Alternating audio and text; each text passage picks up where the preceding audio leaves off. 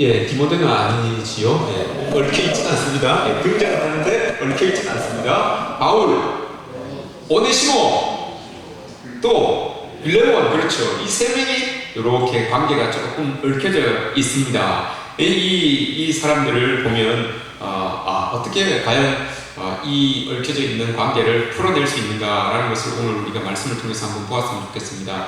빌레몬은 바울이 3차 전도 여행을 갔을 때 에베소에서 만난 사람입니다. 에베소에서 바울이 전했던 그 복음을 듣고 하나님의 사람이 되었던 사람, 이 사람이 빌레몬이었어요. 근데 이 빌레몬이 자기의 고향 땅, 자기의 고향인 골로새로 돌아가서 거기에서 교회의 사역자가 됩니다.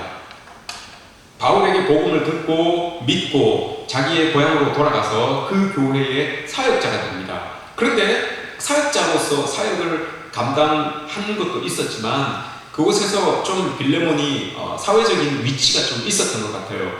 그렇다 보니까 그 밑에 종들이 있었어요. 노예들이 있었어요. 그 노예 중에 한 명이 오늘 본문에 나오는 오네시모라는 사람입니다. 근데 그 오네시모가 빌레몬 밑에서 종으로 지내다가 도망을 쳤어요. 도망을 쳤는데 어디까지 갔는가 하면 로마까지 도망을 갔어요. 로마까지 도망을 갔는데 그곳에서 바울을 만납니다. 바울을 만나서 바울이 전한 복음을 듣게 돼요. 복음을 듣고 이 오네시모도 그리스도인이 됩니다. 복음 때문에 이 세 사람이 다 얽혔어요. 복음 때문에 이 빌레몬, 복음 때문에 오네시모, 복음 때문에 바울, 이 세 사람이 이렇게 얽혀지게 된 것을 보게 됩니다. 근데 오늘 우리가 이 내용을 좀 이해하기 쉬우려면 이 당시의 노예 제도에 대해서 우리가 좀 알아야 됩니다. 그러면 좀 더 쉽게 우리가 이해를 할 수 있어요. 당시에 노예법이 있었는데, 로마에 노예법이 있었는데, 이 노예법은 좀 엄했습니다.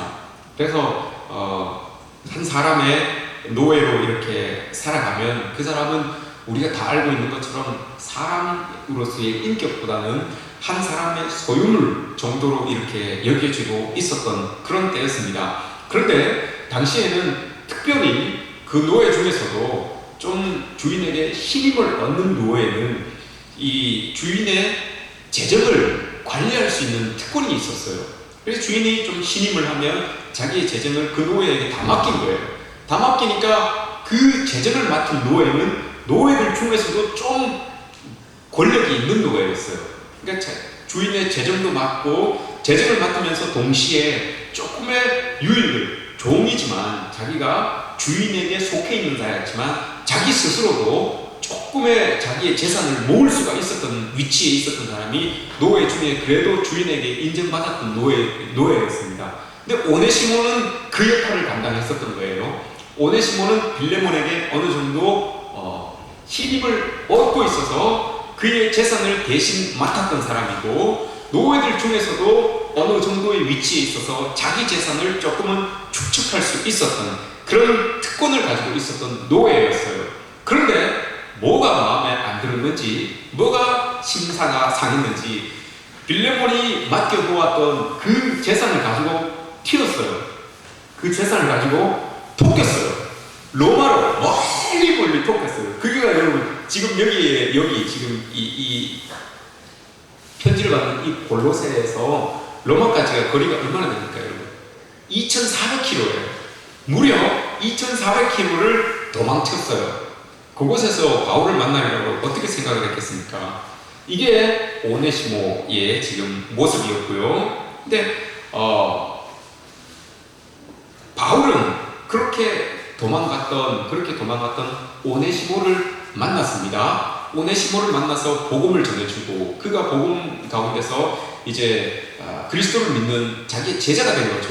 근데 알고 보니까 그 사람이 종이었어요. 도망친 종이었어. 도망친 노예였어요. 근데 노예법으로 따지면 도망친 노예를 데리고 있는 사람도, 도망친 노예를 보호하고 있는 사람도 남의 소유를 보호하고 있기, 남의 소유를 가지고 있기 때문에 그 사람 또한 법적인 책임이 있어요.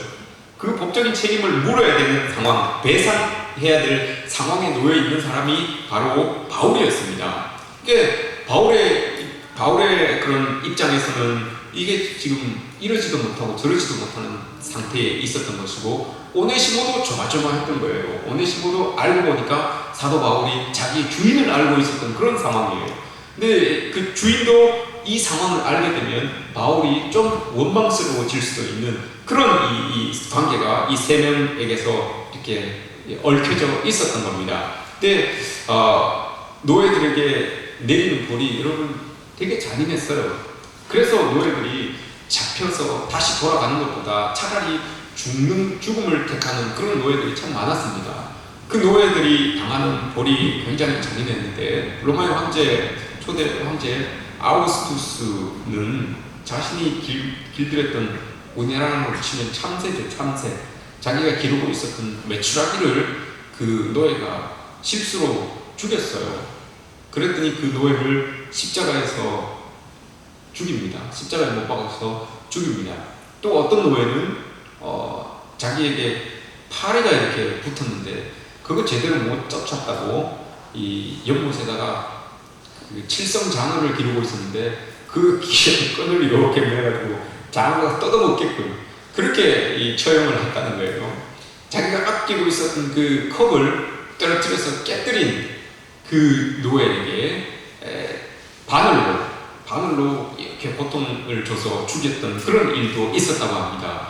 목욕물에 온도를 못 맞춰서 죽은 노예도 있었고, 주인이 밥 먹고 있는데 옆에서 재치기를 해서 죽임을 당한 그런 노예들도 있었어요. 별 노예들이 다 있었죠. 식탁을 제대로 줄을 못 맞춰 넣었다고 해서 죽임을 당한 노예들도 있었어요. 그만큼 노예들이 잡혀가면 이 죽음밖에 없었기 때문에 이렇게 도망을 치고 또 스스로 목숨을 끊는 그런 이 모습들이 그 사회 속에 있었던 겁니다. 그렇기 때문에 여러분 1세기 로마 시대에는 노예를 잡아오는 전문 기관이 있었어요. 우리나라 조선시대의 추노같이 어디에 도망쳤던 노예를 잡아오면 얼마를 이렇게 포상금으로 받는 그런 기구들이 존재하고 있었던 그런 때였습니다. 이런 배경에서 오늘 우리가 이 본문을 이렇게 읽어보면, 접하면 좀 더 쉽게 우리가 이해를 할 수 있죠.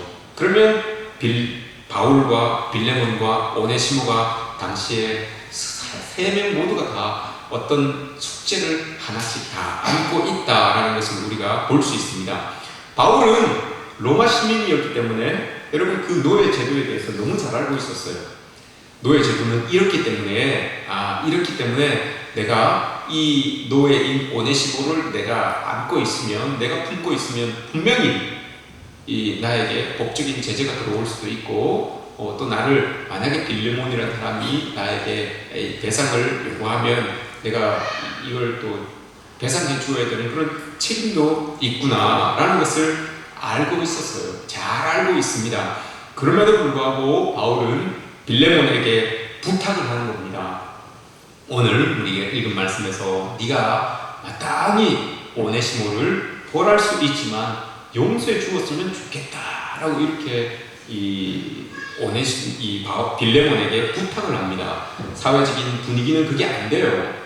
법적으로 따져도 그게 안 돼요. 그럼에도 불구하고 바울이 종의 주인인 빌레몬에게 이 종을 용서해 주었으면 좋겠다라고 이렇게 빌레몬이 받아들이기 힘든 그 숙제를 하나 이렇게 떠안깁니다. 빌레몬도 여러분 마찬가지였어요. 빌레몬도 그 상황 속에서 자신을 도망친 그 오네시모를 마땅히 벌하고 책임을 추궁할 수 있도록 되어 있는데, 그럼에도 불구하고 바울의 요청에 대해서 내가 이것을 받아들여야 되나 말아야 되나 이 고민이 되는 거예요.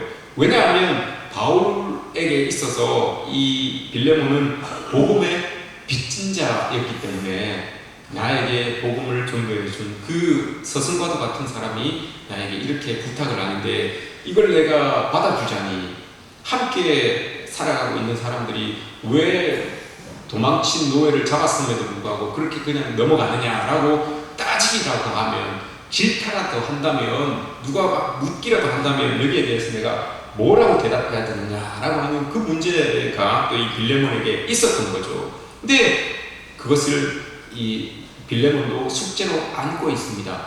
바울도 부탁을 해야 되는 이 사회법을 어기면서 부탁을 해야 되는 그 숙제를 하나 안고 있었고, 빌레몬도 다른 많은 사람들은 그렇게 대하지 않지만 내가 이 종을 받아들여야 되는지 말아야 되는지, 나의 영적인 스승이 나에게 부탁을 하는데 이걸 받아들여야 되는지 말아야 되는지 하는 그 숙제를 안고 있었습니다. 이게 두 명만 가지고 있었던 게 아니고 오네시모도 여러분 마찬가지였어요. 어찌되었든 간에 주인과 관계가 좋지 않았기 때문에 오네시모가 도망친 것 아니겠습니까? 좋았으면 그곳에 계속 있었죠. 근데 좋지 않았기 때문에 도망을 친 거예요. 바울로부터 주인에게 다시 네가 돌아갔으면 좋겠다라는 이 말을 듣고 주인에게 여러분 죽을 각오를 하고 다시 찾아가는 거, 이거 여러분 이게 오네시모에게 던져진 숙제였어요. 세 명 다 여러분 뭔가 좀 찜찜한 이런 숙제를 안고 있었던 거죠. 근데 이들 셋이 이런 각자가 안고 있는 숙제 말고 공통으로 가지고 있는 숙제가 또 하나가 있었어요. 그게 뭔가 하면 여러분 복음 때문입니다. 복음 때문에라고 하는 거예요. 각자가 다 한 가지씩 자기의 선자리에서 가지고 있었던 숙제가 있었지만 공통으로 가지고 있었던 숙제가 바로 복음 때문에라는 것입니다. 바울은 복음 때문에 부탁을 해야 됐었던 거예요. 빌레몬은 여러분 복음 때문에 그 부탁을 수용해야 되는 거였어요. 오네시모는 그 복음 때문에 여러분 그들의 결정에 순종하면서 따라가야 됐던 거예요. 복음 때문에 그랬던 겁니다. 복음이 아니었으면 바울도 그렇게 할 이유가 없었고, 복음이 아니었으면 빌레몬도 그렇게 할 이유가 없었어요. 복음이 아니면 오네시모도 그렇게 할 이유가 없었어요. 각자의 상황으로는 도저히 풀 수 없는 숙제였지만 여러분 복음으로 인해서 그들 사이에 그리스도의 놀라운 사랑이 싹트게 됩니다. 그래서 결국 여러분 복음으로 인하여서 그 얽혀 있었던 관계가 풀려지게 되는 것을 보게 됩니다. 오네시모와 빌레몬의 관계, 여러분 이건 정말 불편했던 관계였습니다. 우리가 읽은 11절 말씀에서 보시면 무익했다라고 이렇게 이야기해요. 오네시모가 너에게 무익했다라고 이렇게 이야기를 하죠. 무익했다, 이게 여러분 어떤 뜻입니까? 쓸모가 없었다는 이야기예요. 재정을 받고 있었던 사람이었음에도 불구하고 쓸모 없었던 사람이다, 너에게 전혀 도움이 되지 않는 그런 사람이었다라고 이렇게 이야기를 하고 있습니다. 또한 15절 말씀을 보시면 잠시 떠나게 된 것, 아마 그가 잠시 떠나게 된 것으로 너로 하여금 그를 영원히 두게 함이리니, 이렇게 이야기를 합니다. 이게 좋게 표현해서 잠시 너를 떠나게 되었다라고 이렇게 이야기를 하지만 이게 솔직하게 이야기하면 도망쳤다 이런 의미잖아요. 너를 너에게서 도망친 사람이다 라고 이렇게 이야기를 하는 거죠. 18절 말씀에도 보십시오. 그가 만일 내게 불의를 하였거나 내게 빚진 것이 있으면, 이게 무슨 의미입니까 여러분? 이게 경제적으로 재정적으로 너에게 해를 끼쳤다는 거예요. 빚졌다는 거예요. 빚진 것이 있다라는 거예요. 이게 오네시모가 도망가면서 아마 빌레몬의 그런 재정적인 부분에 대하여서 좀 이게 취하여서 도망을 갔던 것처럼 보여집니다. 그래서 바울이 그렇게 이야기를 한 겁니다. 이 오네시모가 네의 재산을 좀 이렇게 손해를 끼쳤을지 모르지만 이렇게 이야기합니다. 이게 주인의 입장에서 봤을 때는 도무지 용서할 수 없는 부분이에요. 내 재산을 가지고 도망을 갔지, 노예였는데 도망을 갔지. 근데 그럼에도 불구하고 나의 스승과 만나서 용서를 구하는 그 모습, 본인이 용서를 구하는 것도 아니고 스승을 통해서 용서를 구하는, 이 대신 용서를 구하는 이 모습, 이게 빌레몬이 봤을 때 용서가 되지 않는 그런 모습입니다. 상당히 불편한 관계 속에 있는 겁니다. 그런데 바울이 이제 편지를 쓰는 거죠. 편지를 보면 바울이 이 빌레몬보다 조금 갑인 것 같이 느껴져요. 갑의 자리에 있는 것처럼 느껴져요.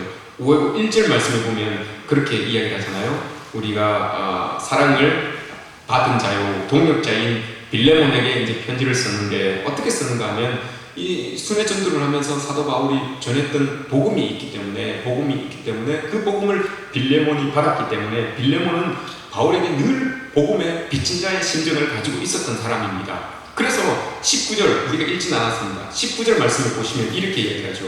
나 바울이 친필로 쓰노니 네가 갚으려니와 내가 이 외에 내 자신이 내게 빚진 것은 내가 말하지 아니하오라. 복음에 빚진 것 이외에도 여러분 빌레몬이 뭔가 이 사도 바울에게 빚진 무언가가 있는 것 같아요. 그래서 사도 바울이 이렇게 당당하게 이 빌레몬에게 용서해달라고 요구를 하고 있는 겁니다. 이렇게, 왜냐하면 바울이 이렇게 용서를 네가 용서해 줬으면 좋겠다라고 하는 이유가 있어요. 왜 그렇겠습니까, 여러분? 바울이 오네시모, 자기에게 복음을 들어서 복음의 형제가 된 이 오네시모를 빌레몬에게 용서해 주었으면 좋겠다라고 하는 이유가 있어요. 왜냐하면 사도 바울이 여러분 그 용서를 맛보았기 때문에 그런 거예요. 사도 바울이 그 사랑을 맛보았기 때문에 그런 거예요. 그 사랑이 얼마나 큰지, 그 용서가 얼마나 소중한 건지 그걸 알았기 때문에, 자기가 경험했기 때문에 그 용서와 그 사랑을, 그리스도를 알고 있는 네가 이 오네시모에게 허락해 주었으면 좋겠다라고 이렇게 이야기를 하는 거예요. 그 십자가의 용서와 그 십자가의 사랑을 네가 이 사람에게 베풀었으면 좋겠다라고 이렇게 이야기를 하죠. 사도 바울이 에베소서에서 2장에서 그렇게 고백을 하잖아요. 나는 허물과 죄로 죽을 수밖에 없었는데 예수 그리스도의 십자가의 능력과 은혜로 말미암아서 내가 구원을 받게 되었다. 이처럼 연약한 자이지만 하나님께서 나를 용서해 주시고 구원해 주셔서 주님의 사랑을 경험할 수 있었다라고 이렇게 이야기해요. 그 용서와 그 사랑을 경험해 보았기 때문에 네가 꼭 오네시모를 용서해 주고 사랑해 주었으면 좋겠다라고 이렇게 이야기를 하는 겁니다. 중요한 것은 여러분, 이 사도 바울이 예수 그리스도에게서 받았던 그 사랑과 그 용서, 그것을 여러분 체험하고 거기에서 끝낸 게 아니라는 게 이게 중요한 거예요. 딱 끝내고 오케이, 나는 하나님으로부터 용서를 받았고 하나님으로부터 사랑을 받았다, 아 내가 이런 사람이다 라고 여기에서 딱 끝내지 않았다는 거예요.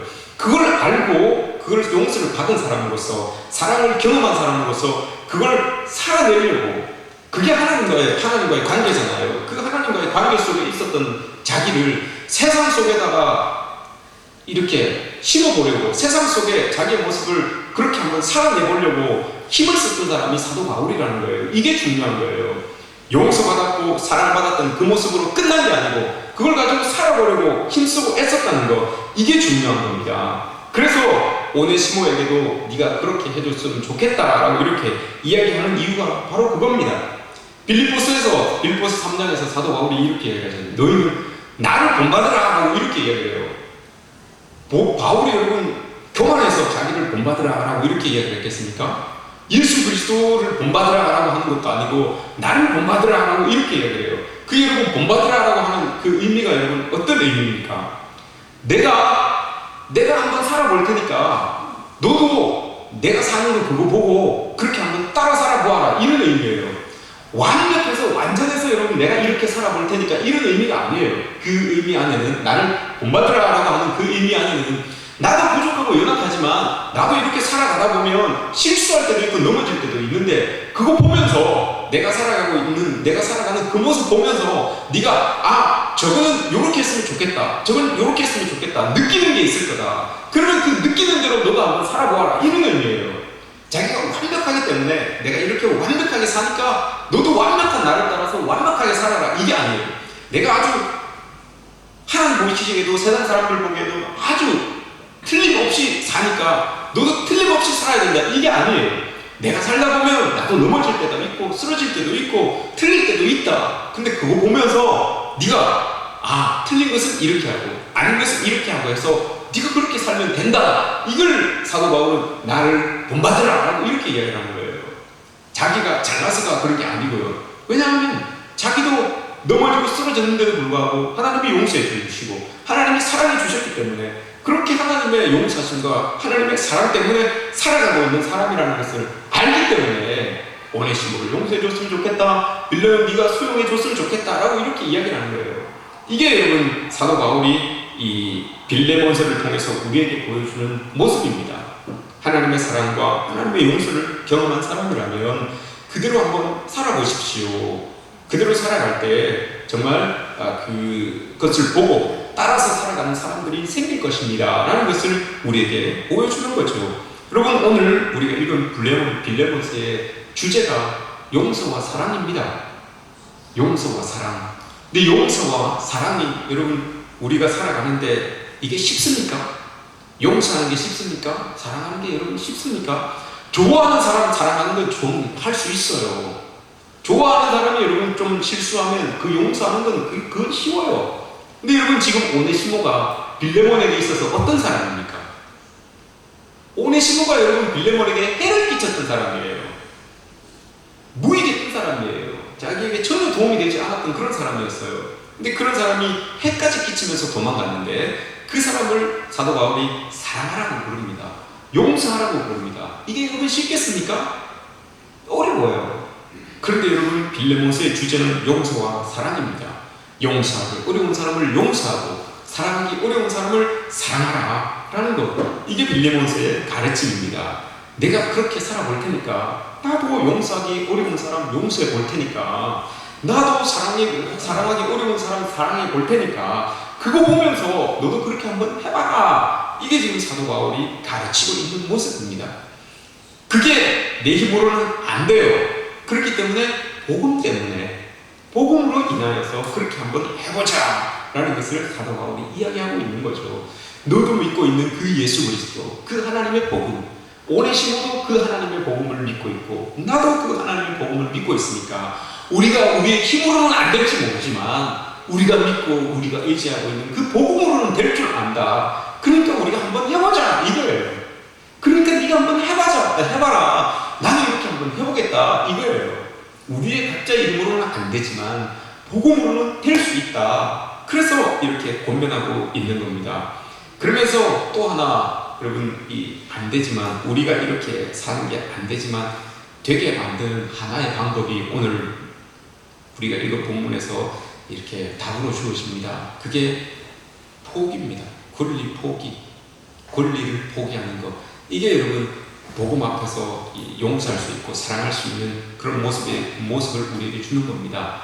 내가 마땅히 행사할 수 있는 권리지만 내가 받은 용서와 사랑, 즉 그 복음 때문에 포기할 수 있어야 합니다. 바울은 여러분 빌레몬에게 명령할 수 있었어요. 네가 나에게 복음을 비친 자니까 너 이렇게 해라 라고 이렇게 탁 명령할 수 있었어요. 그래도 명령하지 않잖아요. 명령할 수 있는 그 권리를 포기했어요. 오늘 말씀의 8절 9절 말씀을 한번 보십시오. 8절에서 이렇게 이야기하죠. 내가 그리스도 안에서 아주 담대하게 내게 마땅한 일로 명령할 수도 있으나 내가 담대하게 아주 간략하게 너 이렇게 해! 라고 이렇게 명령할 수 있지만 내가 그렇게 하지 않는다. 내가 그 명령할 수 있는 그 권리를 내가 포기한다. 도리어 사랑으로서 내가 너에게 이렇게 부탁하니까 네가 좀 들어줬으면 좋겠다 라고 이렇게 얘기하죠.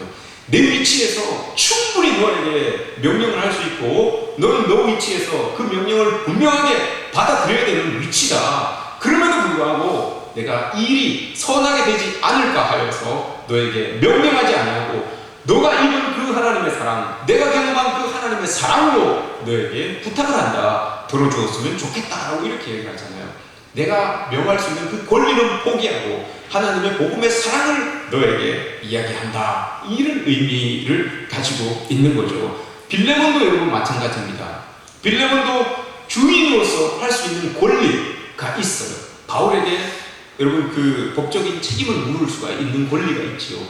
그 종이 돌아오게 되면 그 종을 여러분 이렇게 책망할 수 있는 권리가 있어요. 그런데 이 빌레몬도 여러분 그것을 하지 않습니다. 바울을 질타하지 아니하고 누가 이렇게 막 손가락질할 사람 없어요. 이 빌레몬이 그렇게 해도. 그런데 여러분 빌레몬이 그렇게 하지 않잖아요. 빌레몬도 그렇게 자기가 행할 수 있는 그 권리, 주인으로서의 그 권리를 잠시 내려놓습니다. 오네시모도 마찬가지예요. 여러분 오네시모가 무슨 지금 이 상황 속에서 무슨 권리가 있겠나라고 생각하지만 오네시모에게 여러분 엄청난 권리가 하나 있었어요. 그게 뭔가 하면 지금 이 편지가 누구의 손을 통해서 전해지고 있습니까? 오네시모를 통해서 전달이 되고 있어요. 그러면 여러분 오네시모는 이 편지를 가지고 가다가 혹시 바울이 이 편지 속에서 이 오네시모가 편지를 들고 가면 가서 잡아서 네 맘대로 해라 이렇게 써놓으면 어떻겠을까? 이런 궁금증이 들 수도 있어요. 2400km라고 했어요. 로마에서 거기까지 2400km를 갔는데 여러분 즐거운 마음으로 갔겠습니까? 혹시 내가 주인에게 가면 주인이 나를 어떻게 할까? 우리가 법적으로 따지면 내가 이렇게 죽을 수밖에 없는데 내가 잡혀서 죽는 건 아닐까? 이런 두려운 마음이 왜 없었겠습니까? 그럼에도 불구하고 여러분 오네시모가 가요! 자기가 여러분 도망갈 수 있었던 그 권리, 안 가도 되는 그 권리, 그 자유를 여러분 다 포기해요. 그리고 여러분 오네시모가 가잖아요. 도망갈 수 있는 그 자유를 다 포기하고 여러분 갑니다. 왜 그랬습니까 여러분? 바울이 왜 포기했습니까? 빌레몬이 왜 포기했습니까? 오네시모가 여러분 왜 포기했습니까? 복음 때문에 그랬어요. 복음 때문에. 내가 그리스도를 몰랐으면 종으로서 가다 도망칠 수도 있고, 내가 그리스도를 몰랐으면 저 종을 잡아서 매질을 할 수도 있고, 내가 그리스도를 몰랐으면 사도 바울도 오네시모를 빌레몬에게 보내지 않았을 것이에요. 그런데 복음이라는 것을 알았기 때문에, 복음이라는 것을 경험했기 때문에 이렇게 할 수가 있었던 거예요. 나로서는 안 되지만 복음으로서 할 수 있는 거, 이게 여러분 하나님께서 주신 이 복음의 능력이에요. 오네시모라는 이름의 의미가 여러분 어떤 의미입니까? 유익하다라는 뜻이에요. 유익하다. 원래는 무익한 자였어요. 바울이 그렇게 이야기하잖아요. 너에게 이 사람이 참 무익한 자였는데 이제는 너와 나에게 유익한 자다라고 이렇게 이야기해요. 11절 말씀에서 이제는 너와 나에게 유익한 자다라고 이렇게 이야기해요. 여러분 무익하였던 오네시모가 이제 정말 유익한 자로 변화됩니다. 한 사람의 존재 가치가 확 달라지게 돼요. 이게 복음 앞에서 자기의 권리를 포기했을 때, 그때 여러분 한 사람이 존귀한 존재로 바뀌어지게 되는 거예요. 여러분 어떠세요? 우리가 신앙생활 하다 보면 정말 이런 일들이 많이 일어나요.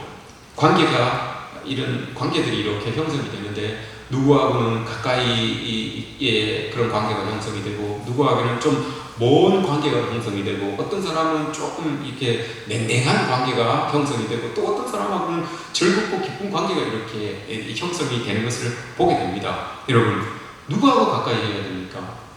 누구하고 또 멀리 있어야 됩니까? 누구하고는 여러분 얼마큼의 거리를 유지하고 우리가 살아야 됩니까? 그래서 여러분, 누구와 얼마나 웃으면서 지내야 되고, 누구와 얼마나 여러분 인상 지으면서 지내야 되고, 누구와 얼마나 마음을 닫고 지내야 됩니까? 이게 여러분 이 지금 얽혀있는 사도 바울과 빌레몬과 오네시모가 얽혀있는 그 관계와 비슷한 그런 신앙생활의 모습이 우리에게도 들여다보면 있어요. 우리에게도 있어요. 누구하고는 뭐 주는 거 없이 미운 사람이 있고, 받는 거 없이 좋은 사람이 있어요. 이게 뭔가 여러분 있겠죠. 뭔가 있어서 이런 거 아니겠습니까? 근데 여러분 우리가 오늘 말씀을 이렇게 대하면서 정말 무익한 사람 같지만 복음으로 받아들일 때, 복음으로 다가갈 때 그 사람을 끌어안으면 저 사람의 존재 자체가 유익한 존재로 바뀌어지게 되는구나 라는 것을 여러분 우리가 깨달아야 됩니다. 사랑, 우리가 느낀 그 사랑, 우리가 체험한 그 용서, 그걸 여러분 그대로 우리가 삶 가운데 한번 싹 봐야 되는 거예요. 이게 그리스도의 제자로서의 모습 아니겠습니까? 사도 바울이 이야기한 것처럼 나를 본받아봐라. 나도 부족한 사람이고, 나도 연약한 사람인데, 나도 실수 많은 사람인데 이렇게 한번 살아볼 테니까 너도 한번 그렇게 살아보자. 그래서 우리가 정말 복음 때문에 살아간다는 것을 사람들이 보고 알 수 있도록 그렇게 한번 해보자, 이거 아니겠습니까? 여러분 우리가 보이지 않는 그 거리를 좁힐 수 있는 방법, 이게 어떤 방법이 있겠습니까?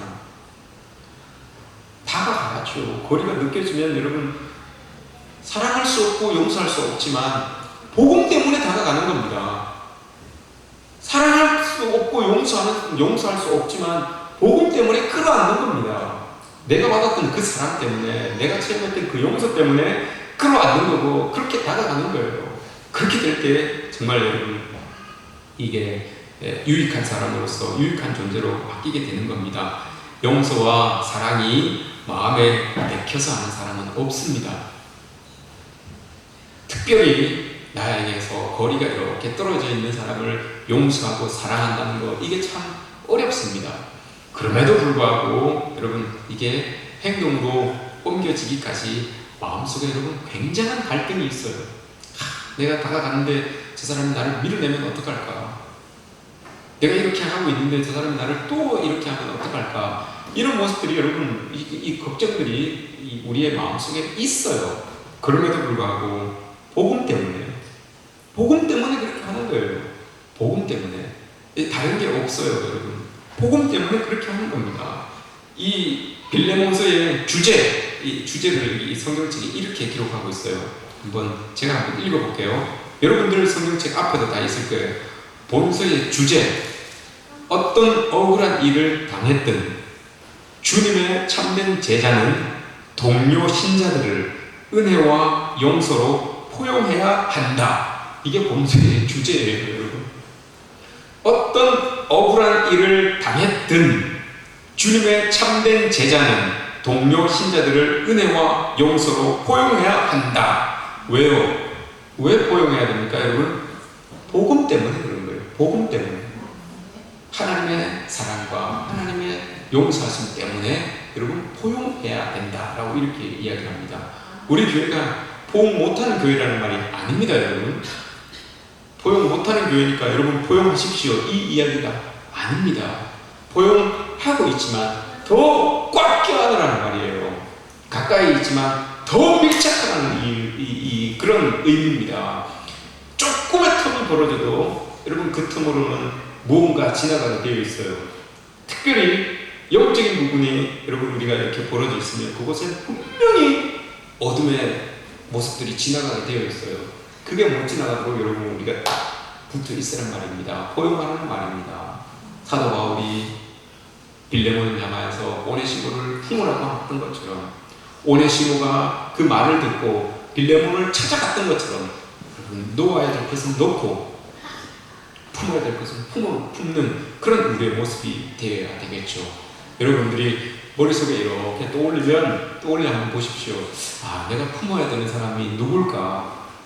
내가 더 꽉 껴안아야 되는 사람이 누굴까? 머릿속에 이렇게 떠오르는 분들이 있을 거예요. 여러분들이 지금 이렇게 생각해보면 내가 더 꽉 껴안아야 되는 사람, 내가 더 꼭 품어야 되는 사람이 누굴까 생각 드는 사람들이 있을 겁니다. 여러분들 머릿속에 이렇게 떠오르는 사람들이 있을 겁니다. 그럼 여러분 그 사람을 놓고 기도하시면 돼요. 그 사람을 놓고 기도하면 돼요. 하나님, 내가 이 사람을 더 꼭 껴안아야 되는데, 하나님 내가 이 사람을 더 꼭 품어야 되는데 나는 할 수 없지만 하나님 도와주셔서 복음 때문에 이 사람 껴안을 수 있도록 하나님께서 도와주십시오. 이렇게 여러분 기도하면서 나아가는 겁니다. 그렇게 될 때 여러분 하나님이 우리에게 힘을 주셔서 그 관계가 여러분들께 착 밀착되는 그런 관계가 되는 것 아니겠습니까? 네. 우리 교회가 여러분들의 모습이 이런 모습이 되었으면 좋겠습니다. 네. 저는 여러분들과 거리를 두고 싶지 않습니다. 여러분들이 요 앞에 오셔도 됩니다. 제 옆에 딱 붙어서 계셔도 됩니다.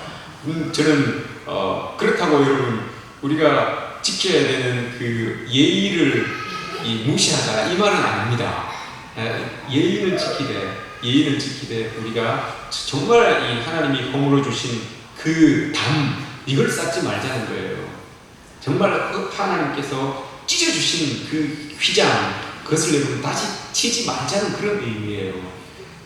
살아가다 보면, 제가 목회를 하다 보면 여러분들에게 좀 아픈 말들을 할 수도 있고요. 또 여러분들 보시기에 실수되는 모습도 또 제에게서 이렇게 보여줄 수도 있어요. 근데 여러분 그게 여러분들 보시기에 제가 악한 마음을 품고 그렇게 하는 것이라면 여러분들이 저를 질책하셔도 돼요. 여러분들이 질책해 주시는 것이 맞아요. 제가 악한 마음을 품고 나에게 독성을 붓는구나 이런 이제 느낌이 드시면 저를 우리는 사람이기 때문에 그걸 알아요. 그러면 여러분 저를 질책해 주셔도 돼요. 네, 저는 그런 마음이 없습니다. 지금까지는 없습니다. 앞으로도 쭉 없었으면 좋겠어요. 여러분들도 마찬가지예요. 하고 싶으신 말씀이 있으시면 여러분 바울처럼 톡 까놓고 이야기하십시오. 톡 까놓고 내가 명령할 수 있지만 도리어 사랑으로서 이렇게 하면 안 풀려질 게 없어요. 여러분 말하지 않고 그냥 가지고 있기 때문에 이게 틈이 벌어지기 시작하는 겁니다. 그럼 서로 저와 여러분들의 관계뿐만이 아니라 여러분들과 여러분들 관계 속에서도 이런 관계들이 있었으면 좋겠어요.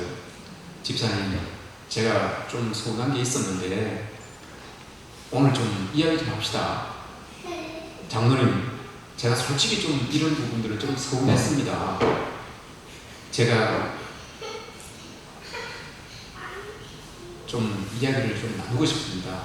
권사님, 제가 이런 서운한 모습이 있었는데 좀 저랑 이야기를 시간을 좀 내주시지요. 그러면서 여러분 싸우는 거예요. 싸우세요. 그렇게 싸우세요. 치고받고 싸우라는 게 아니에요, 여러분. 이야기하면서 풀라는 거죠. 이야기하면서 이야기하면 다 풀어지게 되어 있어요. 다 이렇게 풀어지게 되어 있는데 그걸 말하지 않고 만나지 않고 안고 있으니까 그게 곰고 터지고 해서 여러분 흉터가 커지고 상처가 커지는 거예요. 괜찮아요. 안 나가는 거예요. 안 나가는 거예요. 괜찮아요. 애기는 다 그런 거예요, 원래. 그렇게 안 하면 애기가 아니에요.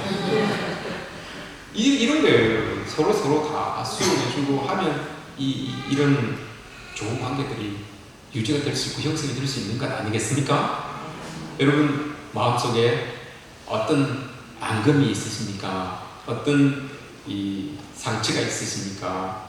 그 상처에 여러분들 다음 주 수요일 날 오실 때 후시딘을 하나씩 다 들고 오십시오. 자기가 나는 이 사람한테 상처받았다 라고 하는 사람 여러분 옆에 데리고 오십시오. 후시딘 하나 들고. 그거 없으면 빨간 약이라도 들고 오십시오. 그래서 제가 서로에게 상처를 치유해 주십시다 라고 하면 그 빨간 약을 발라주십시오. 얼굴에다 바르든지 뭐 이마에 바르든지 하여튼 발라주십시오. 그래서 여러분 이 상처는 꿰매고 가야 돼요. 상처는 여러분 치유하고 가야 돼요. 그렇게 허물 없이 여러분 좀 지내시기 바랍니다. 우리 교회가 여러분 정말 교회 안에서 허물 없이 지내되 어른으로 공경하고 후배들로 사랑하고 서로 여러분 교우로서 우애하고 이게 얼마나 좋습니까? 어른은 어른대로 이렇게 공경하고 할 수 있습니까? 우리 밑에 우리 후배들은 후배들로 사랑하고 할 수 있습니까? 작아집니까 소리가? 교우는 교우대로 여러분 이렇게 우애하고 할 수 있습니까? 이런 모습이 돼야 되는 거 아닙니까? 교회가. 그죠? 지금도 잘하고 계시지만 앞으로는 조금만 더 이렇게 해주셨으면 좋겠어요. 지금도 충분히 잘하고 계시지만 그렇게 할 수 있는 저와 여러분들 되셨으면 좋겠습니다. 우리 하나님께 기도하는 했으면 좋겠습니다. 하나님, 우리 교회가 정말 바울처럼 오네시모처럼 빌레몬처럼 서로를 사랑하고 품어주되 복음 때문에 끝까지 품어줄 수 있는 우리 교회가 될 수 있도록 도와주십시오. 어른은 어른으로 우리가 공경하고 후배들은 후배들로 사랑하고 교우는 교우대로 우애해주는 그런 아름다운 교회가 될 수 있도록 하나님 도와주십시오 라고 우리 함께 한번 소리내어서, 큰 소리 안 내도 좋습니다. 소리내어서 우리 하나님 앞에 한번 기도했으면 좋겠습니다. 함께 기도합시다. 하나님 감사합니다. 오늘 아버지 하나님께서 우리 말씀을 허락해 주셔서